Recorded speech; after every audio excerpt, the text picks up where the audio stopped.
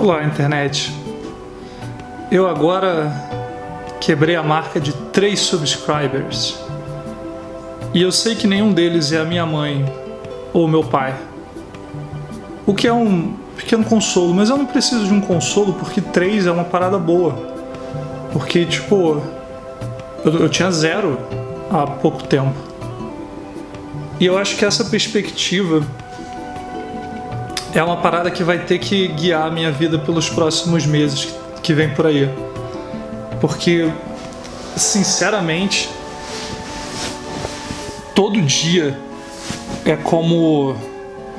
Todo dia é uma lembrança muito forte do quão ruim que eu sou nas coisas que eu quero aprender. Mas bem, tem um consolo. Chama-se Focar na Curvinha. Focar na Curvinha é o nome do jogo que eu estou jogando agora. É a melhor coisa que me aconteceu, a descoberta da curvinha. Vamos lá.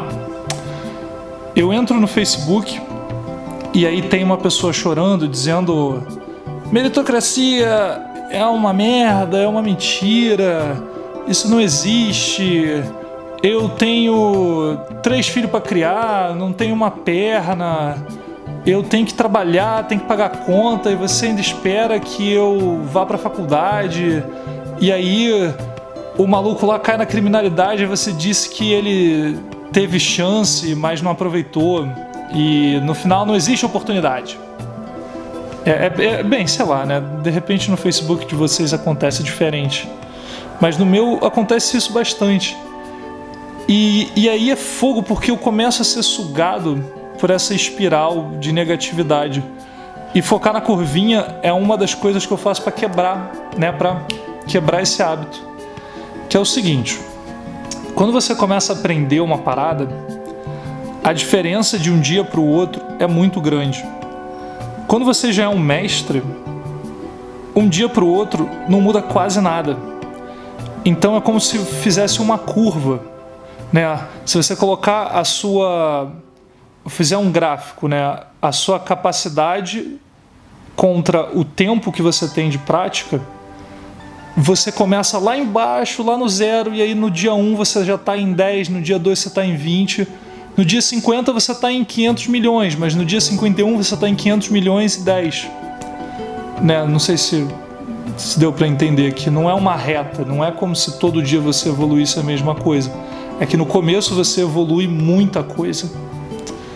E é isso que eu chamo de focar na curvinha, né? Foca na curvinha da habilidade e não no resultado em si.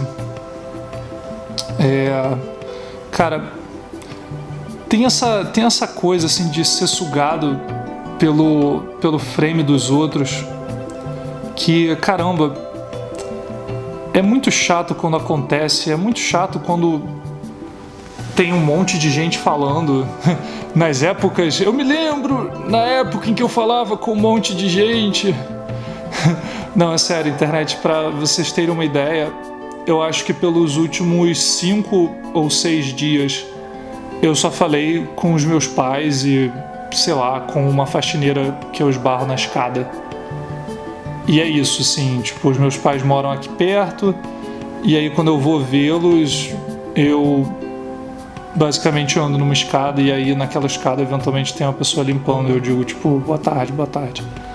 Só que eu não digo muita coisa porque eles moram no 7º andar e aí eu tenho que subir aquilo tudo, e aí eu não tenho muito fôlego, né?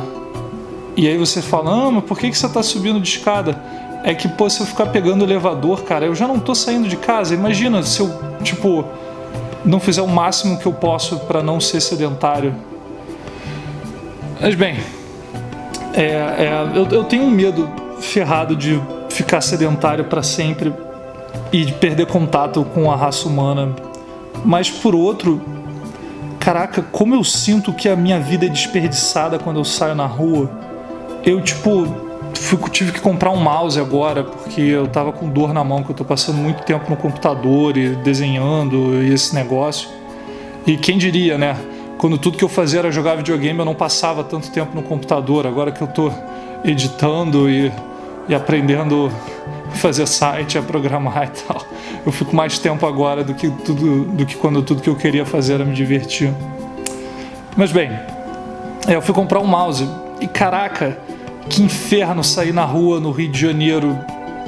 Porque, tipo, sei lá, por alguma razão eu saí 2 horas da tarde, o sol tava monstruoso. E aí pra, tipo, comprar um mouse, eu perdi meia hora do meu dia.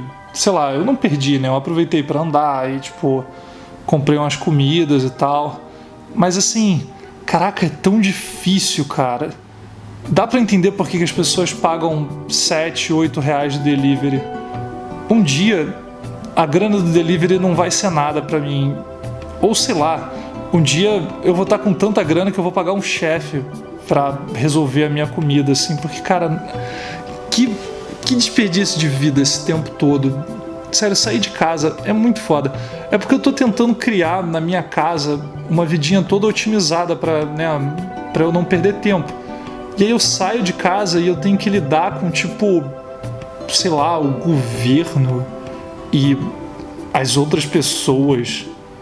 Tipo, tem umas coisas bonitas, assim. Hoje, por exemplo, eu vi umas velhinhas usando uma técnica que eu e os meus amiguinhos usávamos quando a gente ia atravessar sinal na escola.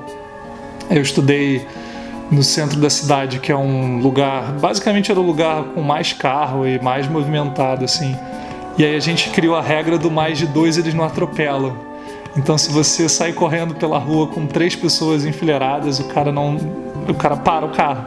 E aí hoje eu vi as velhinhas parando a rua e fazendo exatamente isso. Eram 4 velhinhas de mãos dadas. As senhorinhas estavam representando, né? E o que mais, cara? Sei lá. Por um lado é chato não falar com as pessoas. Esse aí é o meu telefone apitando, desculpa. Mas bem, por um lado é chato não falar com as pessoas, mas por outro é bom, sabe? Tipo, eu tô falando de falar com as pessoas justamente porque até pela internet o frame delas ele me puxa. Imagina ao vivo é muito mais fácil. É como uma laranjazinha podre que apodrece todo o resto, né? E tipo, ao vivo, cara, não tem autocontrole, não tem pensamento. Ao vivo é tudo muito forte, é tudo muito emotivo. Eu li ontem um daqueles livros que é tipo o Como Influenciar Amigos ou Influenciar Pessoas. É um daqueles livros que, vai me acompanhar até eu perder a minha lucidez. Pros que não entendem muito, sei lá, pros que não conseguem seguir. Bem, para um de vocês 3 aí que não gosta tanto de livro de autoajuda, né? Livro de autoajuda é um negócio que tem muita resistência. É como quando eu escutei o primeiro CD do Justice. Caraca, que CD bom. Ou quando eu terminei de ler o mangá da Náusea, do Vale do Vento, né? Aquele mangá do Miyazaki. Cara, é tipo ver o filme do Ghost in the Shell. Aquele... O bom. O que ainda não saiu. O que não é com a Scarlett Johansson, né? Assim... Eu li um desses livros, né? Chama-se Conversas Cruciais. E é basicamente um guia de como ter as conversas importantes que você tem que ter. De certa forma, o livro pode ser resumido numa daquelas primeiras frases da Arte da Guerra, né? Que o Sun Tzu fala que para alcançar a vitória, nada além da vitória pode estar na tua cabeça. Você tem que se separar de todas as emoções e de todas as distrações e só ter a vitória e nada além da vitória. E o cara tava, sei lá, essa galerinha, esses americanos pesquisaram sobre grandes funcionários e tal, e chegaram num guia prático que, caramba, é incrível, é muito simples, é muito bobo, mas é perfeito. E, bem, eu não posso usar porque eu não falo mais com ninguém, mas pelo menos eu tento treinar pelo Facebook, né? O que também é meio chato, porque, caraca, cara, o Facebook só tem gente chorando, só tem... Eu acho que o Facebook tá virando tipo a Globo, em que, sei lá, para eles continuarem crescendo, eles têm que fazer coisas apelativas, e aí, cara, é um lugar que você vai para se sentir... Você vai porque tem menos resistência para você acabar lá, né? Você vai porque é muito conveniente. Mas uma vez que você fica lá, você fica sendo alimentado por medo e ódio. E aí, e aí você fica lá de novo. E aí você não, né? E vamos corrigir. E aí eu fico lá sendo vítima do meu medo. E eu fico lá sendo vítima do meu ódio. E no final das contas, só quem ganha com isso é o Facebook, que ganhou mais tempo de uso dos usuários dele. Sei lá, eu acho essa parte chata do sistema econômico das mídias tradicionais, né? O que é uma coisa interessante. Eu acho que isso pode dar um gás diferente para essa conversa. O Brasil... A gente vive no Brasil. Eu sei que vocês três vivem no Brasil porque o Google me disse, né? E o Brasil, ele é um estado feudal. Acompanha comigo. O Brasil tem ameaças aleatórias de violência, que nem um estado feudal. O Brasil até tem um poder central, mas ele é meramente ilustrativo, porque vai para o Nordeste para ver se um coronel não tem poder sobre a terra. E se a terra dele não é o que interessa. Que nem num estado feudal. É tipo, no Nordeste, um coronel tem um pequeno feudo. E quando você para pensar, o que não são favelas no Rio de Janeiro, senão pequenos feudinhos também, né? E tem até pequenos burgos e tal. Se você vai em São Paulo, tem um burgo ali. Se você anda, sabe, no centro do Rio de Janeiro, você vê um burgo também. Tipo...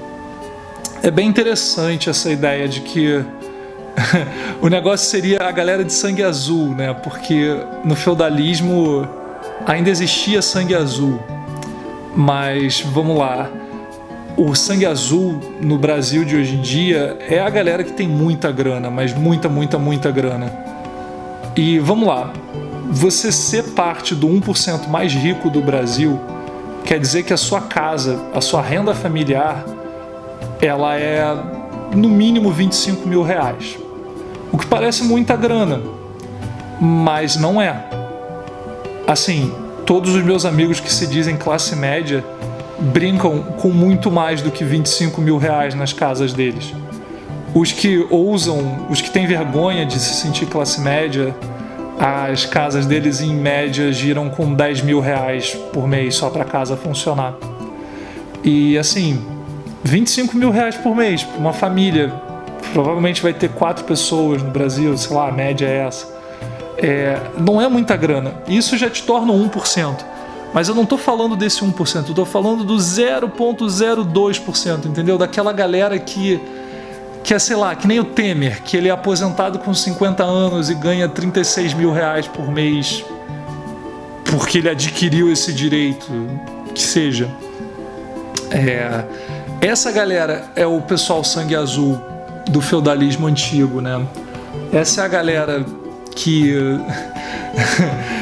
a gente adora reclamar do Bolsa Família e tal, dos gastos, mas caraca, existe um Bolsa Família para famílias ricas e ele, tipo, custa basicamente o dobro do Bolsa Família para as famílias pobres, sendo que ele contempla menos de 3 mil famílias ricas. E o Bolsa Família, sei lá, tirou milhões, eu perdi quantos milhões de brasileiros saíram da linha da pobreza. Mas bem, eu espero que você tenha entendido, assim, né? A metáfora do Brasil sendo um país feudal, ela é bem... Eu acho que o pulo do gato também é o seguinte, que o capitalismo é a religião desse país feudal, a religião desse feudo, né? Porque... não, é um sistema econômico, não sei o quê. Cara, de certa forma, não é porque existe moeda que existe capitalismo, né? Eu não vou entrar muito nessa discussão, não, mas a grande contribuição do Carlinhos, né, do Carlinhos Marx para a filosofia, é ele dizer que dinheiro explica tudo. E aí aparece uma raça de gente que vai explicar cruzada por causa de dinheiro. E é tipo, galera, vamos tentar ver o que motivou as pessoas do passado de acordo com a circunstância do passado, sabe? A galera que vai para as cruzadas era tipo nobreza sem terra, era um pessoal que temia a Deus, era um pessoal que estava atrás, não vou dizer de honra samurai, mas eles estavam atrás de redenção divina.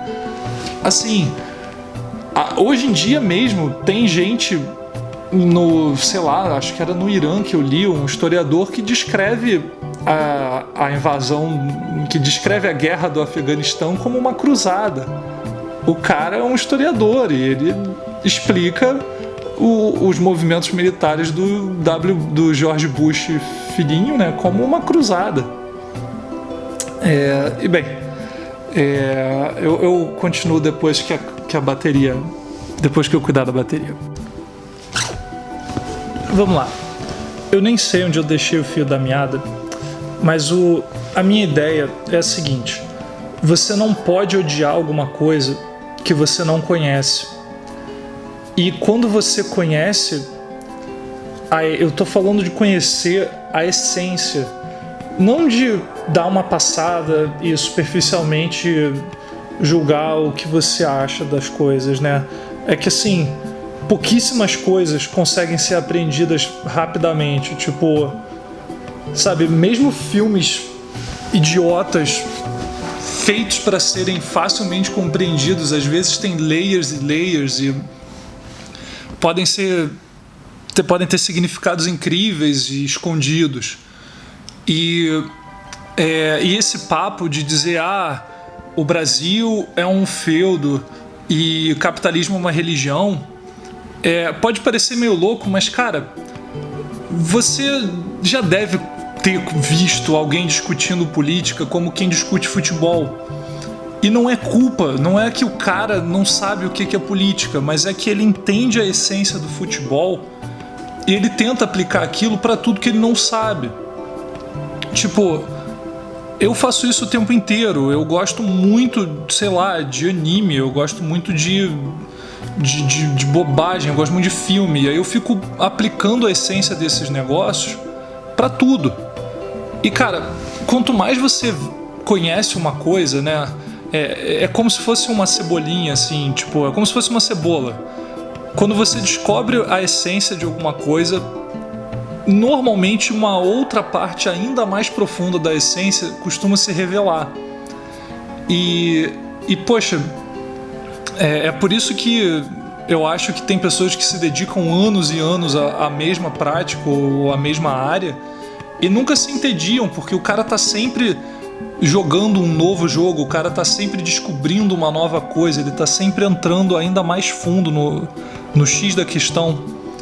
E poxa, quando eu vejo, por exemplo, as pessoas dizendo eu odeio o capitalismo, eu odeio o Temer, eu odeio não sei o quê, e aí eles partem para discutir sistemas econômicos, eu fico assim, caraca, cara, como é que você está discutindo um sistema econômico? Como é que você está falando que o Marx é a porra da lenda se você nem foi ler o Manifesto Comunista? Você, tipo, é um livrinho, é uma coisinha minúscula aquele Manifesto Comunista. E aí você vai ler o Capital e, o Capital é um livro difícil, mas ele é mega legal, ele é mega importante.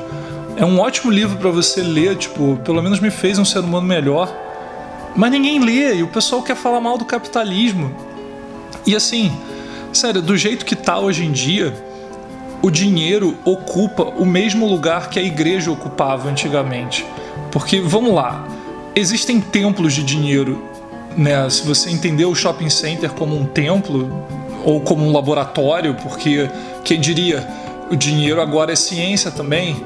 E, poxa, uma das grandes heranças que a gente teve do passado, que é tipo a arte, cara, hoje em dia o dinheiro permeia quase que toda a arte, quase que toda a criação artística ou a distribuição artística, ela acontece ou deixa de acontecer por caprichos e consequências do dinheiro. E tipo, entender como aquela arte faz dinheiro muitas vezes é a chave para entender a existência ou não dessa arte, né? Ou o significado de uma escultura, sabe?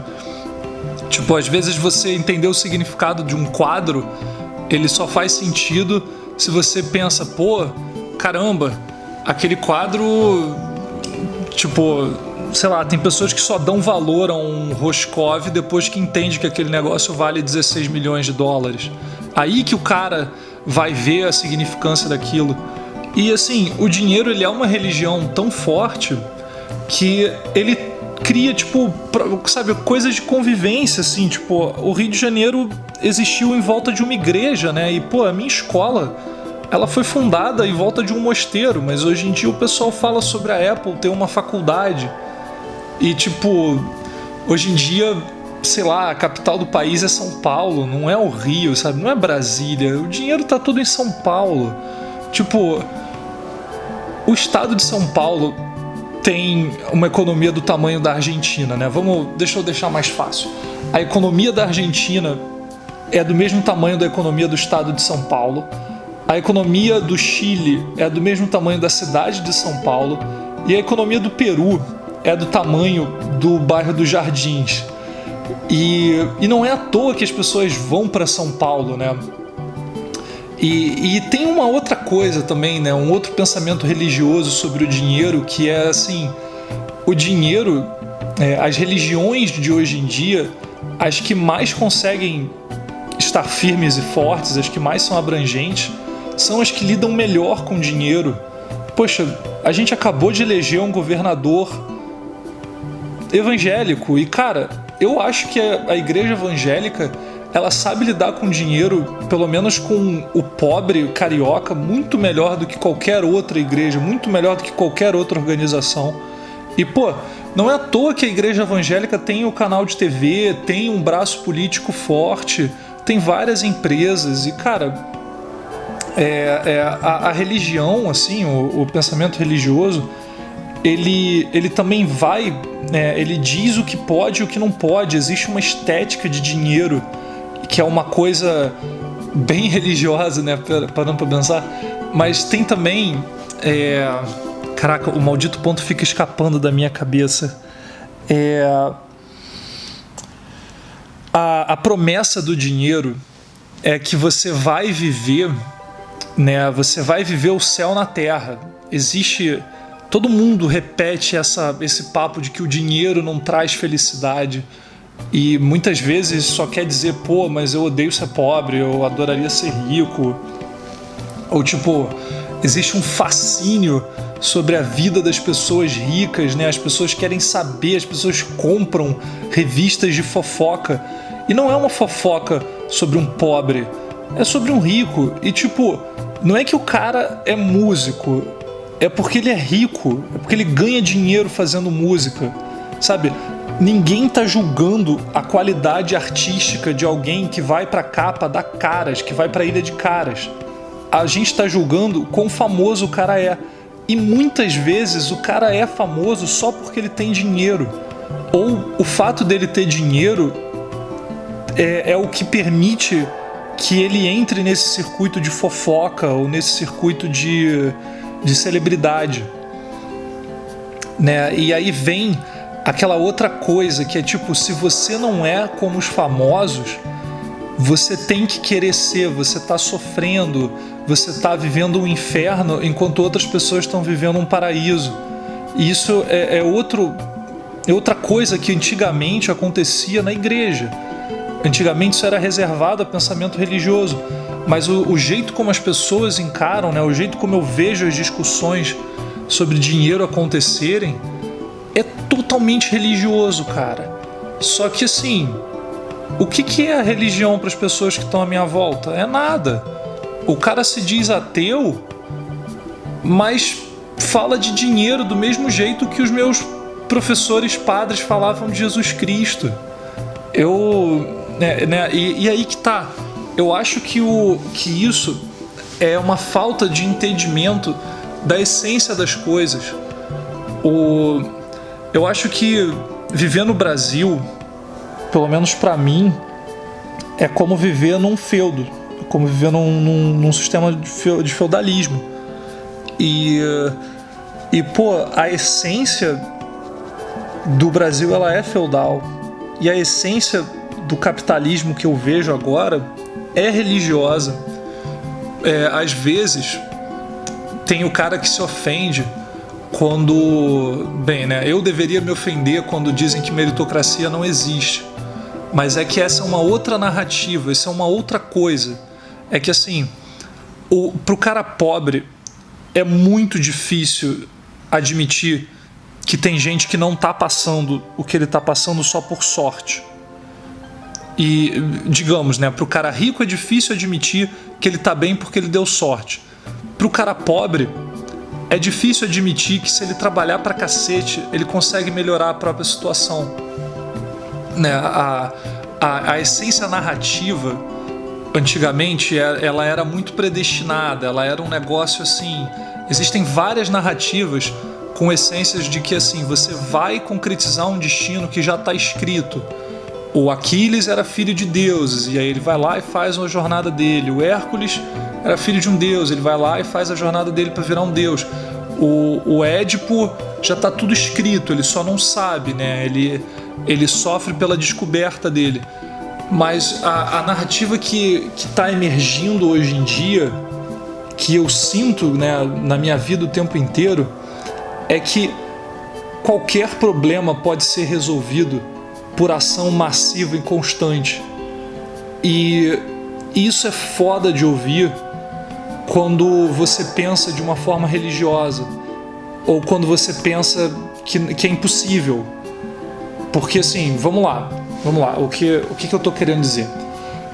Você tá gordo. Bem, se você tomar uma ação massiva e constante para emagrecer, você vai conseguir emagrecer.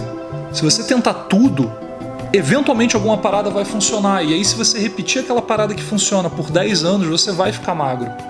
E aí, porra, se você tá pobre e você tentar tudo, eventualmente alguma coisa vai te deixar um pouquinho mais rico. E aí, se você repetir aquela coisa por 10 anos, você vai melhorar.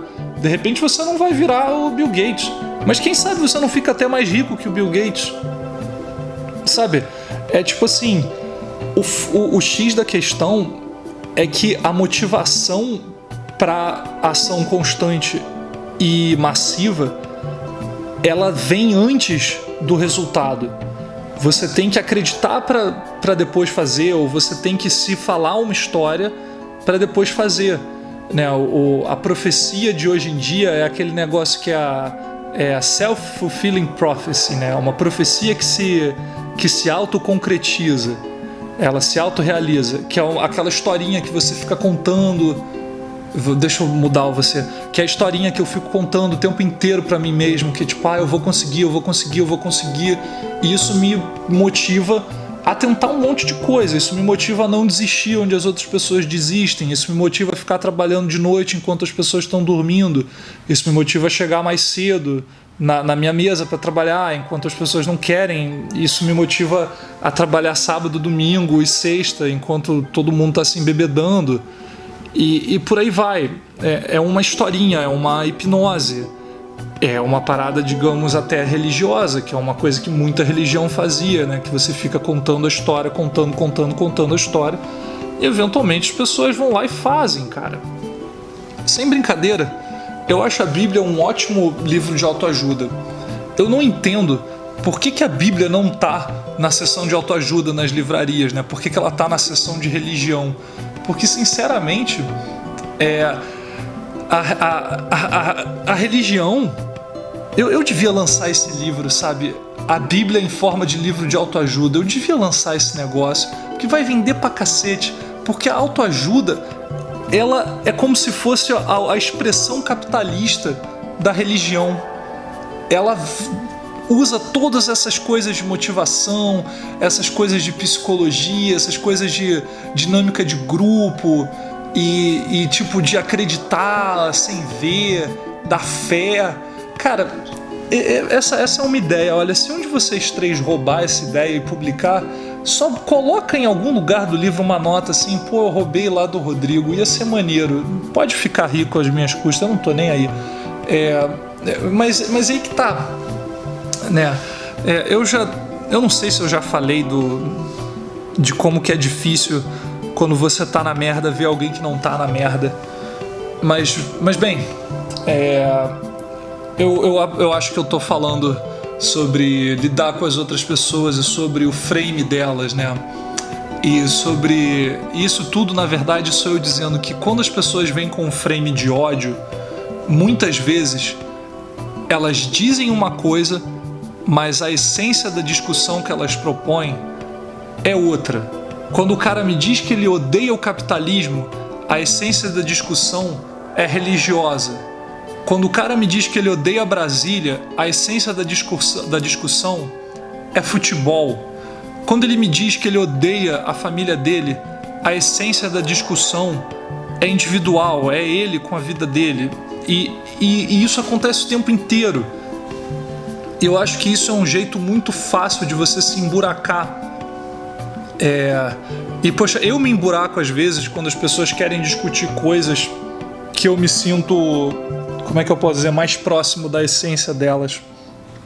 É como quando alguém vai discutir X-Men, e aí eu falo, cara, X-Men é uma metáfora terrível para racismo, porque os X-Men, eles são sim geneticamente diferentes dos seres humanos normais, e existe uma razão legítima que todos os racistas passam por cima, né? Porque tipo, o DNA de um negro e o DNA de um branco são a mesma coisa, mas o DNA de um X-Men e o DNA de um humano não são a mesma coisa.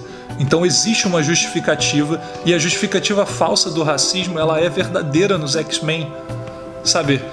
A parte legal dos X-Men é sobre construções sociais e perseguições sociais, e sobre como as pessoas, sabe? O Magneto é um ótimo personagem, porque não é porque ele tá certo, é porque ele é tão horrível quanto as pessoas mais horríveis do outro lado.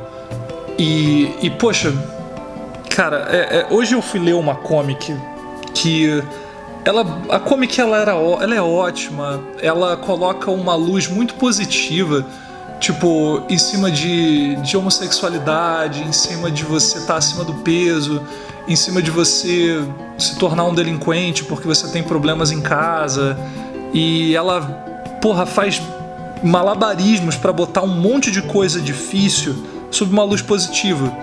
E aí uma coisinha boba, assim, uma piadinha muito nada a ver em um painel era que tinha um molequinho nerdinho de óculos, mirradinho, falando sobre uma Black Lotus para uma menina que virava a cara e falava E essa era a piada. A piada era o moleque ser nerd, mas não era, porque ela fala, né, a comic inteira ela trata bem uns nerds lá, mas é que tipo, esse moleque falou de Magic com uma mulher, então ele tipo passou do ponto. Aparentemente a linha é tipo, você pode falar de Star Wars, você pode ser gay, você pode ser acima do peso, você pode ser negro, mas você não pode falar de Magic. E sabe, cara, eu já fui esse nerd, e não é que eu esteja discordando das garotas que reviravam os olhos quando eu ia falar de Magic. Não, a gente só tá concordando agressivamente, sabe? Eu já fui o idiota que não conseguia falar com ninguém, e eu já tentei impedir e não consegui. Eu já fiquei nervoso, especialmente quando eu falava com garotas, eu ficava nervoso. Hoje em dia eu sou uma máquina de fazer amigos, eu sou uma máquina de falar com mulher. Cara, sem sacanagem, eu consigo ter mais desenvoltura do que 99% das pessoas que cruzam o meu caminho. E eu aposto que com esse 1% eu ainda sou páreo duro.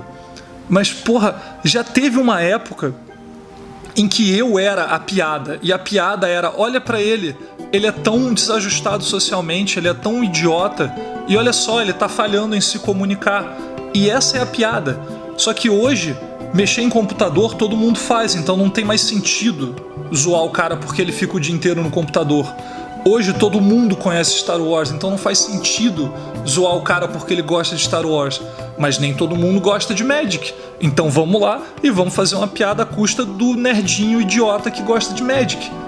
E aí eu fico assim, cara, não é que a menina que desenha a comic sobre um casal gay é melhor do que o Manara que desenha a comic com as mulheres com a perna arregaçada e a Mulher-Aranha com a bunda pra cima. Não. É só que o Manara é mais forte. É só isso. Os dois são farinha do mesmo saco. Os dois concordam em um monte de coisa. E naqueles 5% que eles discordam, eles vão focar nessa diferença e, bem, né, decidir quem vai pro céu e quem vai pro inferno baseado nessa diferença arbitrária. Mas, cara, é só uma questão de força. É tipo, a menina lá criou uma comic sobre um moleque que batia nos outros e porque ele era gay, aparentemente o cara vai viver uma aventura e se descobrir e se redimir. Mas aí o outro garoto, que é só um idiota que fala de Magic com garotas, ele não tem direito a nada. Ele tem mais é que ser a punchline de uma piada, que é olha pra ele como ele é idiota. E é tipo assim, cara, a essência, né, dessa separação, né, essa é outra coisa que eu queria falar, tipo, as pessoas, elas framam as coisas, elas colocam as coisas, elas enquadram a realidade de uma forma muitas vezes muito burra. E que, porra, você pode estar discordando um do outro, você pode estar, eu posso estar puto da vida, mas, cara, é só eu colocar no papel as semelhanças e as diferenças e eu vejo que eu tô focando nas diferenças de forma arbitrária, porque eu quero chegar em algum lugar e muitas vezes eu tenho vergonha de admitir onde eu quero chegar. E no momento que eu admito pra mim mesmo que eu tô fazendo, eu paro, me torno um ser humano melhor, volto a tirar o sangue, né, a adrenalina para de agir, dou um tempo pra adrenalina parar de agir e eu volto a ser um ser humano melhor e aí eu converso com outro ser humano que tá na minha cabeça, que tá na minha cabeça não, né, que tá na minha frente. Bem, deixa eu falar desse outro absurdo de enquadramento que foi... Eu tava em São Paulo não tem muito tempo e aí eu saí do metrô e aí tinha, tipo, parecia que tava rolando um jogo do Brasil. Tinham várias pessoas que aparentemente estavam protestando na rua, mas eles estavam protestando com, tipo, tinham idosas e carrinhos de bebê e todo mundo com a camisa do Brasil. E era tipo, caraca, cara, eles estavam protestando num domingo contra a corrupção. E sinceramente, quem é a favor da corrupção? Quem é contra o Brasil? Sabe? Me pareceu outra coisa assim, tipo, eu vou pra rua protestar, mas eu vou como quem vai pra um jogo do Brasil na Copa. Tipo, não sei se vocês lembram que na época da Copa tinha um pessoal dizendo que ir pro estádio era um atestado de ser alienado, era um atestado de burrice. E, pô, eu acho que esse sentimento ainda motiva a galera que vai pra rua com camisa do Brasil, que é tipo, eu tô aqui porque eu acredito nisso, e se você não tá aqui com a camisa do Brasil, quem é alienado é você. Eu sei lá, eu sei que esse diálogo nunca vai acontecer, mas na minha cabeça aconteceu. É tipo, tanto faz se você vai pra um estádio na Copa, tanto faz se você mete a camisa do Brasil e vai pra rua em 2016 protestar contra a corrupção do Temer. É tipo, meu Deus do céu, se você quer melhorar alguma coisa... Bem, né, do jeito que eu entendo, se eu quero melhorar alguma coisa, primeiro eu começo a entender o país como um feudo e aí eu começo a agir de acordo com o feudo. Eu começo a, por exemplo, ter um controle da violência na minha volta, né? Isso é uma coisa que eu fico pensando. Eu acho que se todo mundo fizesse artes marciais, eu acho que se a gente tivesse aulinha porque não pode ter cura gay na escola, mas todo mundo podia ter uma aulinha de defesa pessoal. Num país onde a violência é tão grande, principalmente aula de defesa pessoal para mulher. O pessoal fica falando que não tem aula de economia doméstica, que ninguém ensina a fazer imposto. Cara, vamos ensinar essas meninas a se defender. Vamos botar um monte de professora nas escolas que, ao invés de largar as meninas na aula de educação física, ensinam elas a lutar karatê, ensinam elas a lutar Krav Maga. Sei lá, cara. Tem que dar aula de defesa pessoal para essas meninas. E sem brincadeira, podia dar aula de defesa pessoal para os moleques também, porque, porra, eu sei que a ideia de um brutamontes violento com testosterona demais é perigosa, né? E fica mais perigosa quando ele sabe dar socos e chutes, mas, cara, se você dá aulinha de defesa pessoal, o cara tem uma motivação diferente, ele consegue, né, se controlar mais, ele perde um pouco do tesão de bater nos fracos, porque ele ganha lutas o tempo inteiro, sei lá. Outra ideia minha para melhorar o nosso país, você podia dar, né, aula de defesa pessoal na escola. Uma outra coisa é que, assim, cara, a gente tá num feudo em 2016.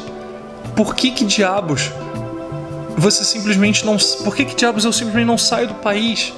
Eu posso ir para um lugar que tá vivendo um capitalismo tardio. Eu posso ir para um lugar, para um mercado saturado. Eu posso ir para um país de primeiro mundo. E com o passar do tempo, a quantidade de gente que anda de avião, né? A quantidade de brasileiros que andam de avião só vai aumentar, porque vai ficar cada vez mais barato. E a mobilidade vai ficar cada vez mais fácil. Então, assim, caraca, cara, as barreiras que prendiam as pessoas à terra, elas caem cada vez mais. Pô, a essência do pensamento que todo mundo acha feio Vamos lá. Eu tô no Rio de Janeiro.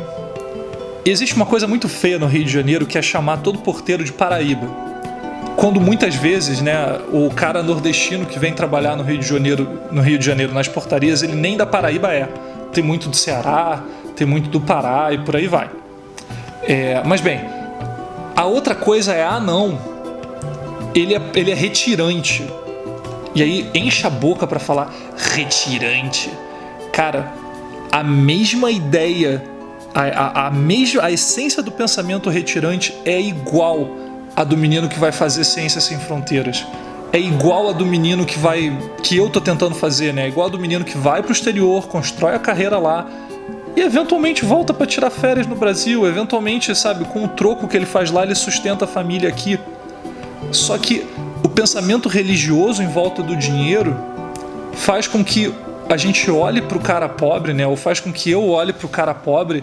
E por muito tempo eu fiz isso. Por muito tempo eu olhei pro retirante e pensei, nossa, isso é coisa de gente pobre. Isso é coisa de gente limitada. As pessoas espertas não fazem isso. As pessoas ricas não fazem isso. As pessoas boas não fazem isso. As pessoas certas não fazem isso. E eu tô pensando aqui, caraca, cara, do alto da minha inteligência, do alto da minha riqueza e do alto da minha certeza e da minha bondade, eu vou virar um retirante. Eu quero ser um retirante. Eu tô zero investido em melhorar o Rio de Janeiro quando eu posso simplesmente ir pro Canadá. E é pro Canadá mesmo, assim, você vai viver embaixo da terra, no frio. Cara, eu vivo no Rio de Janeiro, no ar-condicionado. Eu nem vou à praia, eu tô pálido, sabe? Eu não vou abrir mão de muita coisa, assim. Na verdade, eu vou... Na verdade, os incentivos estão todos lá, né? E bem, eu já tô me estendendo. Deixa eu ver se eu consigo trazer essa conversa para algum ponto mais óbvio. Eu tô falando sobre como é chato lidar com os outros, porque eu tenho que lidar com o jeito como eles enquadram a realidade. E talvez essa seja a coisa mais legal de fazer isso que eu tô fazendo, de jogar uma conversa na internet e ver onde é que ela vai parar. Porque eu tô lidando com o meu frame o tempo inteiro. E é só com o meu frame. E aí eu esmiuço a minha maneira de ver a vida. Eu esmiuço o meu jeito de lidar com a realidade. E caraca, porra, é muito esclarecedor isso, sabe? É um exercício que eu não consigo fazer. Eu não gosto de ficar conversando com o espelho. Acho que é isso, cara. Eu tô conversando com uma câmera e jogando na internet por vergonha de ficar jogando conversa fora no espelho.